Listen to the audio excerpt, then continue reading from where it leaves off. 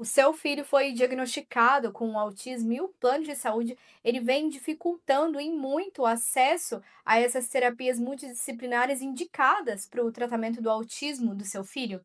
Mãe atípica, se isso está acontecendo com você, fica aqui comigo até o final desse vídeo, que eu vou te explicar exatamente o que fazer numa situação como essas. Eu sou a Adriane Oliveira, advogada, especialista em direito da saúde, e eu ajudo beneficiários de planos de saúde que são vítimas das operadoras no momento em que elas mais precisam. É muito comum mães atípicas se depararem com a dificuldade que é ocasionada pelas próprias operadoras para terem acesso a essas terapias multidisciplinares indicadas pelo médico que acompanha esse paciente diagnosticado com autismo. Eu posso listar aqui terapias com fonoaudiologia, terapia ocupacional,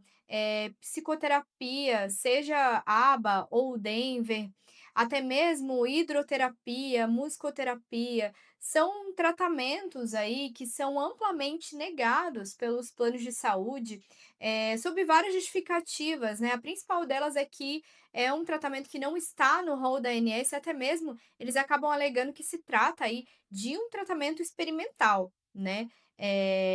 Acontece que isso é indevido, né, essa negativa das operadoras, ela é totalmente indevida, de forma com que o beneficiário, ele pode sim ir atrás dos seus direitos para que ele tenha acesso a essas terapias. Muitas das vezes também, né, além dessa negativa formal do plano de saúde, simplesmente dizendo que não vai custear esses tratamentos, existem outras condutas que a gente também entende como negativa. Por exemplo, quando o plano ele informa para o beneficiário, ele dá toda uma lista de clínicas que entendem que estão aptas para realizarem esse tratamento. E aí os pais atípicos vão lá, entram em contato com essas clínicas e acabam se deparando aí com a ausência de vagas, né, ou seja, não tem vagas para que esse beneficiário possa iniciar imediatamente, essas terapias, ou porque, ainda que esses pais atípicos, eles tenham acesso a essas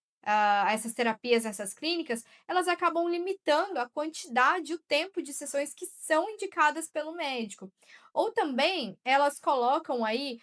um monte de criança na mesma sala, e o relatório médico pede que essas terapias sejam feitas de forma individualizada, né, ou até mesmo essas clínicas não têm profissionais aptos com as certificações válidas, né, dentro do que indica o relatório médico. Todo esse contexto, né, de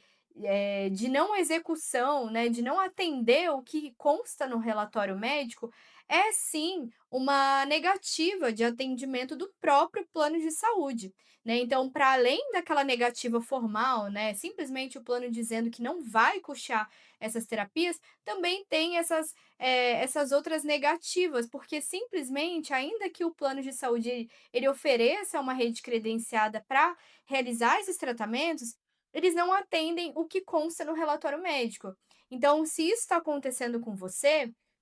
se o seu filho não está sendo adequadamente atendido pelo plano de saúde, é muito importante aí adotar alguns passos que são imprescindíveis até você entrar na justiça para que o plano de saúde seja de fato obrigado a custear essas terapias. Então, o primeiro passo é pedir ao plano de saúde, né, essa negativa formal por escrito, né, ou seja, de que essas terapias não serão custeadas. Ou, se não existe essa negativa, né, conforme eu disse, seja porque a clínica limita a quantidade e o tempo de sessões, né, ou não oferece o profissional apto com a certificação válida, é muito importante fazer o máximo de provas possíveis, né, juntar áudios de ligações telefônicas, prints de conversa de WhatsApp, né, de que entrou em contato com essa clínica e a clínica disse que não tem vaga, ou que existem, a quantidade e o tempo de sessões indicadas pelo médico são limitadas. São provas muito importantes para que, você tenha em mãos antes de entrar na justiça, né. Então, de posse de todas essas provas, também pedir ao médico responsável que ele faça aí um plano terapêutico bem detalhado, né, ou seja, um relatório que explique aí, como que deve ser executada essas terapias. Colocar aí quais especialidades devem compor esse tratamento multidisciplinar, né, qual que é a quantidade e o tempo de sessões dessas terapias, descrever aí exatamente qual que é a certificação válida, né, para que esse profissional ele possa atender o beneficiário, descrever detalhadamente se essas terapias elas podem ser realizadas de forma conjunta ou individual. Então, tudo isso é muito importante e também, além disso, colocar a informação de urgência, né? Quais os riscos essa criança, esse beneficiário autista, ele teria caso ele demorasse para ser atendido, caso ele demorasse para iniciar esse tratamento multidisciplinar, porque a gente sabe que o autismo ele é aí uma corrida contra o tempo, né? E é importante que isso esteja bem escrito no relatório médico. Então, também, né, para além das provas, o relatório médico é importante, em seguida, procurar imediatamente um advogado especialista em direito da saúde, porque aí ele vai entrar com uma ação judicial pedindo aí que o plano de saúde seja obrigado a disponibilizar essas terapias, né, se não em rede credenciada, de conformidade com o relatório médico, que haja o reembolso integral, para que o beneficiário ele possa realizar essas terapias em uma clínica particular, por exemplo, e desde que o plano de saúde reembolse integralmente, né. Esse reembolso integral do plano de saúde decorre aí pelo simples fato de negativa de atendimento. É diferente daquele reembolso nos limites do contrato, né, que o plano faz o reembolso só de uma porcentagem. Quando o beneficiário ele, opta por ser atendido por uma clínica à sua livre escolha, é diferente, né. A gente está falando aqui de um caso em que o plano de saúde nega, ele não tem nenhuma rede credenciada apta para atender esse beneficiário, seja aí porque limita a quantidade, o tempo de sessões de terapia, ou não tem o profissional apto, enfim, é uma verdadeira negativa de atendimento que abre essa,